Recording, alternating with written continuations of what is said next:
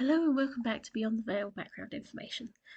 We're doing a culture video again today, which is going to be another one of the vampire culture aspects, and will be about vampire and werewolf problems in the Vale.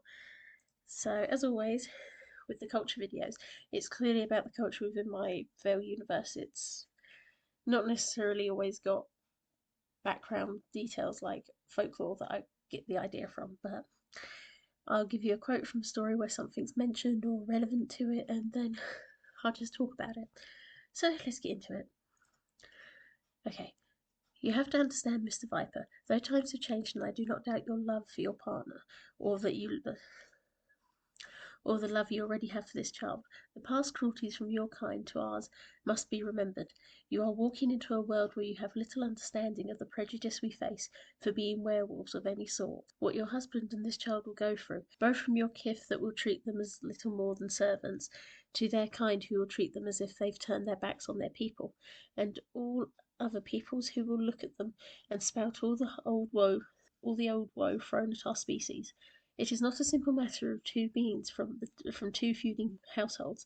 This is almost demon against angel. There will always be antagonism between vampires and werewolves. A quote from Non-Derogatory Puppy Love. I will say, at the moment while I'm recording this, I have a kitty cat trying to sit on my laptop who is whacking me in the face with her tail. So you may hear her grumble at me eventually. Now, one of the longest running and most vicious conflicts ever seen within the Vale have been between the vampires and the werewolves. Through their existence, the werewolves have suffered from being considered too human because they are deemed under a curse, that they are not born damned as other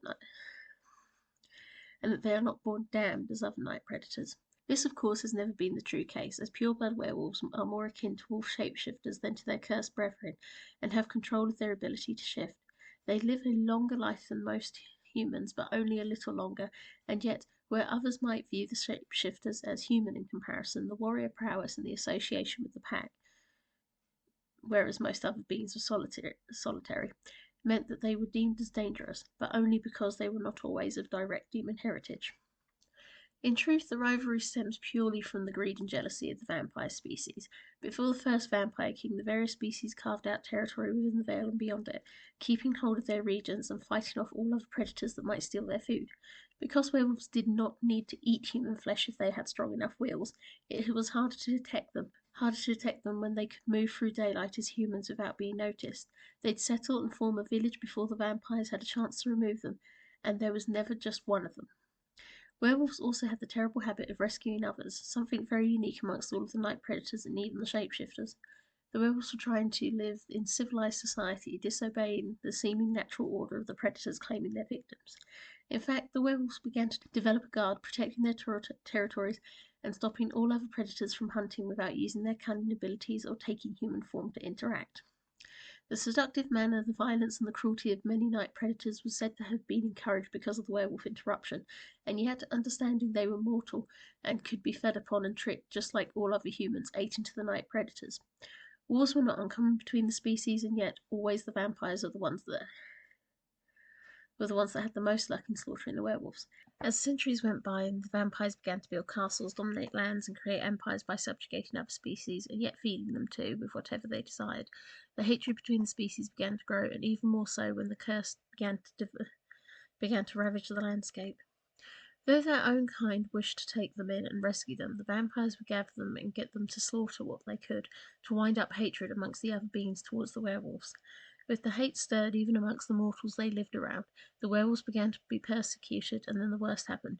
One group of Romanian vampires produced the second vampire king just before the time of the demon dragons, and he desired only one thing: the blood of werewolves. With their king demanding werewolf blood as a sacrifice to feed his powers as he developed the noble circle and worked to prevent wars amongst his own kind, the werewolves were being hunted down or forced to go mad and battle each other so that the strongest ones would be sent to feed their master. Collars were produced that locked werewolves into their savage form, and the Metzger virus was said to have emerged at this time. At this time, the Great Werewolf-Vampire War began. The werewolves were alone in their battle against their tormentors, and the war was fearsome. For an entire century, there was nowhere in the Vale untarnished by the aggression between the two species, and the vampires expanded their powers and began to subjugate even more than before, taking even the light beings into their thrall. The war looked oh, the war looked always to go in the favour of the vampires, and then when it looked like the werewolves might have a decisive victory in Rome, the first demon dragon emerged and slaughtered the second vampire king, and the war was removed only by the wars against the dragons. In face of the dragon-demon situation, a lot of things had to be put aside and a lot of species had to cooperate. But once more the vampires came out on top, and with the Iron Wolves, it became obvious that the werewolves were still not accepted as part of the night predators. Stuck in the middle between the light and the night, the werewolves were continuously treated poorly by other species, and the vampires continued to capture them for pit fighting and for turning into pets, including many being exploited sexually as well as physically, with derogatory terms being thrown towards any being that spent too much time with them. Some werewolves gave up trying to be separate and accepted servitude in lieu of keeping alive, and yet it would mean being forced to eat human flesh at some point. When the werewolves began to separate out, however, and the howlings began to emerge, the matter with Napoleon spreading into the Vale and the rapid modernisation meant that by the early 1800s, the werewolves were commoners like all non-vampires in the majority of the Vale and able to live ordinary lives, provided no one knew what they were. However, many were still frustrated by being restricted to form packs and hunt due to laws to prevent killings, and would take jobs for ruthless vampire masters, becoming reviled once more until the mid-1900s, when the situation with the purists taking out the non-pure blood werewolves brought most of the species in the Vale to the same point. During the 70s, it was learned that one of the many drugs that vampires were using and dying from had a very positive effect on the fury within the werewolves. The werewolves would use this as a way to also manipulate vampires, and the drug culture caused a large amount of problems between the two species, even before they were able to truly come to terms and coexist, when there was even a Swiss werewolf academy up and running at this time, rival to the vampiric one. However, it would not be until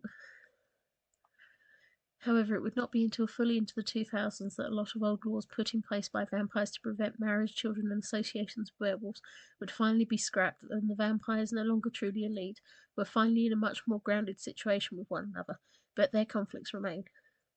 One of the most common myths, however, amongst the night predators is something that often has led to the greatest stereotype between werewolves and vampires. Vampires kill their own siblings to gain power, werewolves kill their own siblings out of a taste for flesh. The little myth encouraging a terrible amount of thoughts of the werewolves being truly wild and less than all other night predators, something that's needed to be removed as time has gone by. Right, I hope you found that interesting. Next month, we'll talk about the vampire and Strix problems. Thank you. Bye.